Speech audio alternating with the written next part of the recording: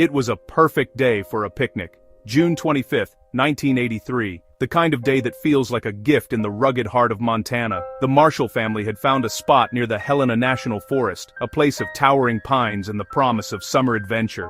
4-year-old Nyleen Marshall, a little girl with bright eyes and a trusting smile, was there with her family.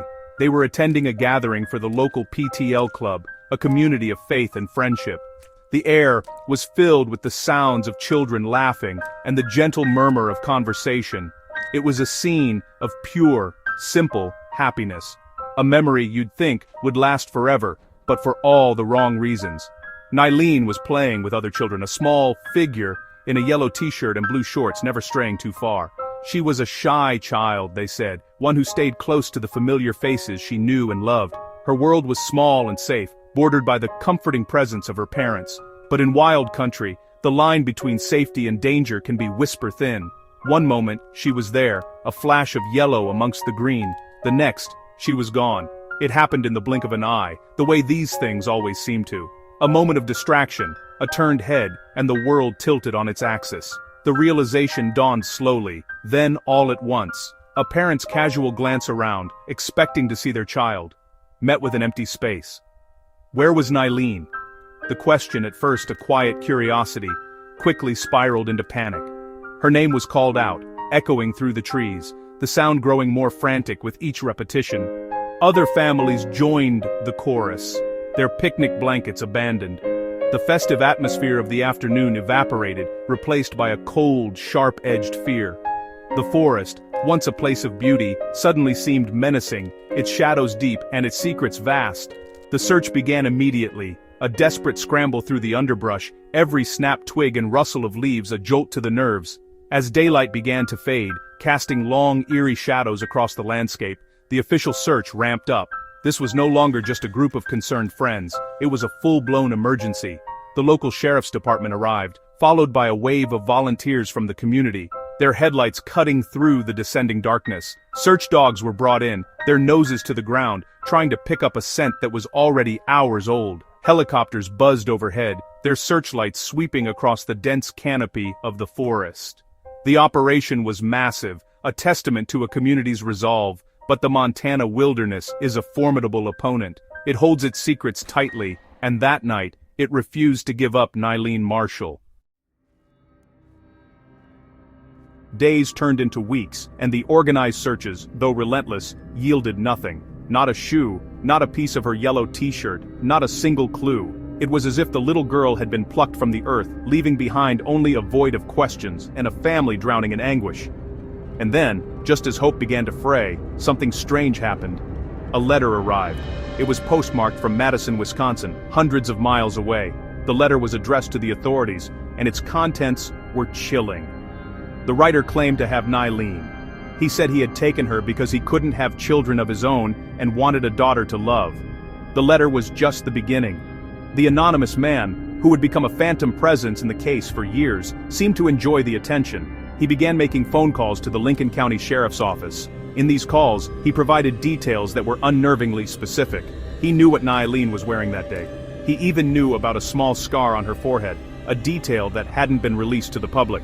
He called her his little doll and insisted she was safe and happy with him. For investigators, it was a maddening puzzle. Was this a cruel, elaborate hoax? Or was this truly the man who held the key to finding Nyleen? The calls continued, and the man's story grew more elaborate. He claimed he was raising Nyleen, that he had even taken her to a doctor for a checkup. He spoke of her as if she were his own child, weaving a narrative of a new life for the missing girl. The FBI became heavily involved, attempting to trace the calls and analyze the letters for any possible clue to the man's identity.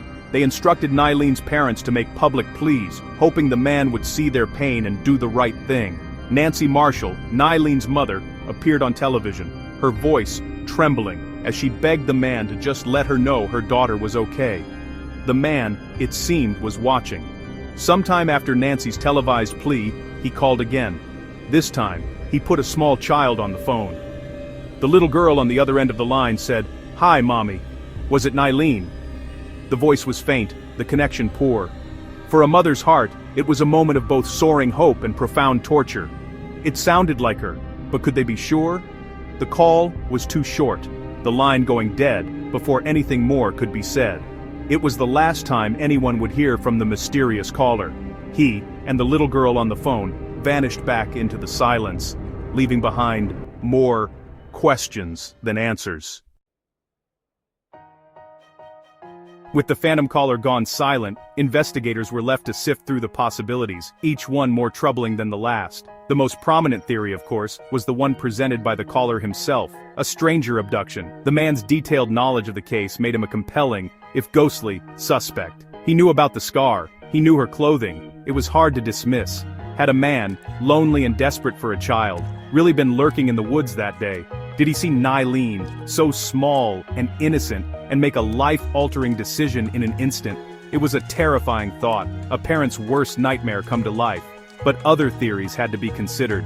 The vast, unforgiving terrain of the Helena National Forest offered its own dark possibilities.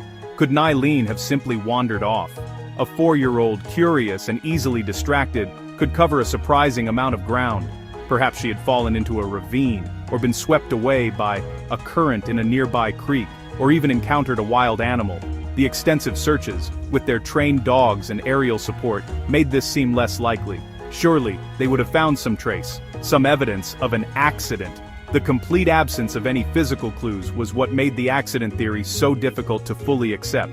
Then there were the sightings. In the years that followed, tips and potential sightings trickled in from all over the country.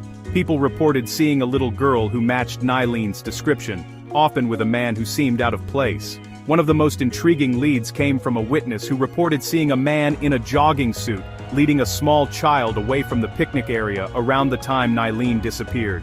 The description of the man was vague, and the lead ultimately went cold, but it painted a chilling picture.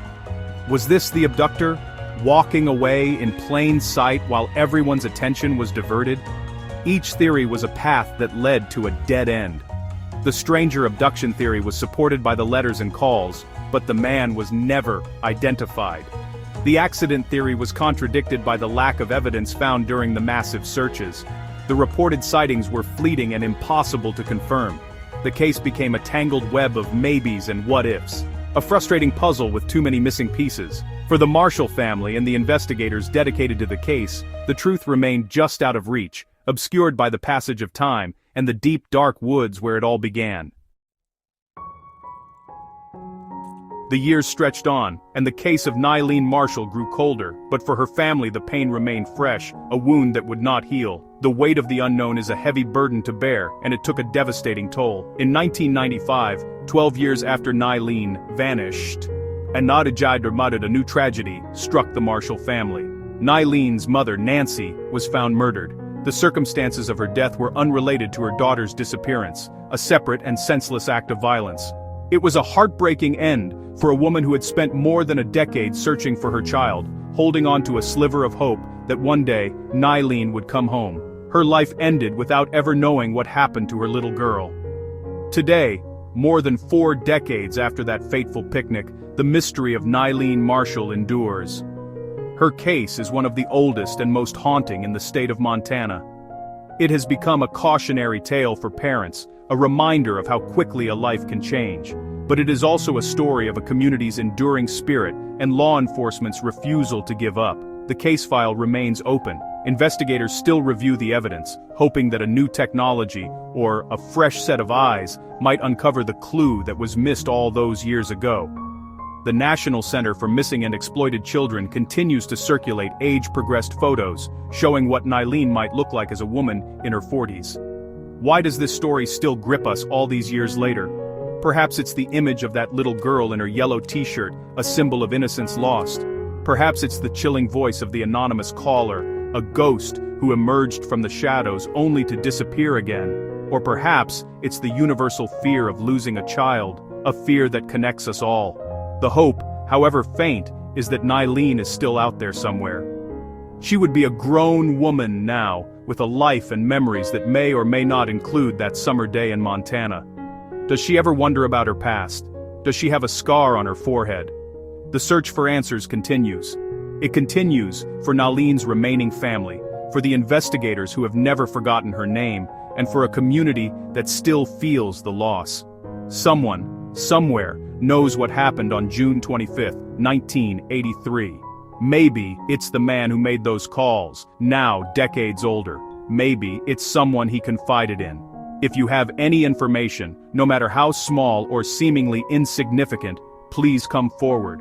Contact the Lincoln County Sheriff's Office or the National Center for Missing and Exploited Children. After all these years, Nyleen Marshall deserves to be found. Her family deserves closure, and a 4-decade-old mystery deserves an ending.